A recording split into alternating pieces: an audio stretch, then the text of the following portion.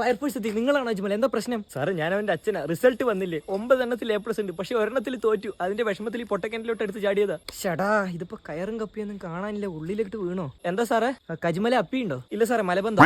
എടോ, എനിക്കോ തെറ്റിപ്പോയി. താൻ എന്റെ കൂടെ കിടന്ന് തുള്ളാതെ കപ്പിയും കയറും ഒക്കെ ഉണ്ടോന്ന്, അതോ അകത്തോട്ട് വീണോ? അത് സാറേ പെട്ടെന്ന് പിടിച്ചു വലിച്ച് പറയാതെ ടെൻഷനിൽ താഴോട്ട് വീണതായിരിക്കും. ഷടാ, നിങ്ങളുടെ മോൻ നന്നായി പഠിക്കില്ലേ? ആ സാറേ 9 A+ അല്ലേ, കെമിസ്ട്രിയിൽ അവന് ഫുൾ മാർക്ക്, എന്നിട്ട് ഒന്നിനു വേണ്ടി അവൻ. ശരി പോട്ടെ, സാരമില്ല. മോനെ, അവിടെ ഓക്സിജൻ ഉണ്ടോ?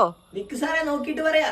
ആ അയ്യോ സാറേ, ഓ, ഈ ഓക്സിജൻ കാണാൻ എങ്ങനെ ഇരിക്കും? കളർ എന്താ? എന്തോന്നാടോ ഇത്? സോറി സാറേ, മിസ്റ്റേക്ക് പറ്റിയതായിരിക്കും. എടാ മണ്ട, നിനക്ക് കളർ ബ്ലൈൻഡ്നെസ് അല്ലേ, ഷേപ്പ് ചോദിക്ക്. മൊത്തം ഇങ്ങനെ എങ്ങനെ ശരിയാവാ? മോൻ പേടിക്കണ്ട, ഞാൻ രക്ഷിക്കാട്ടാ. സാറേ ഒന്ന് രക്ഷിക്കും സാറേ, ഒരുപാട് നാള് കുട്ടികൾ അത് ഉരുളി കമത്തി ഉണ്ടായതാ. ഒരു കാര്യം ചെയ്യാം, വണ്ടി ഇങ്ങോട്ട് ചേർത്തി എടുക്കുക, എന്നിട്ട് അതിൽ കയറ് കെട്ടി താഴത്തോട്ട് ഇറങ്ങാം. അയ്യോ സാറേ, സൈഡ് തീരെ ബലൂല്ല, കിണർ ഇടിയും, ഇടിഞ്ഞ നാടിനെ ബാധിക്കും. ഇടിഞ്ഞ നാടിനെ ബാധിക്കാൻ ഇത് പൊട്ടക്കിണറല്ലേ, സ്റ്റോക്ക് മാർക്കറ്റ് ഒന്നും അല്ലല്ലോ. അതല്ല, ഇതെന്നാ ഈ നാട്ടുകാരൊക്കെ വെള്ളം എടുക്കുന്നേ. ചേടാ, അല്ല നിങ്ങളുടെ മോന്റെ ഒരു റെസ്പോൺസും ഇല്ല. അയ്യോ, എന്തെങ്കിലും പറ്റിക്കാണോ? പേടിക്കല്ലേ, നോക്കട്ടെ.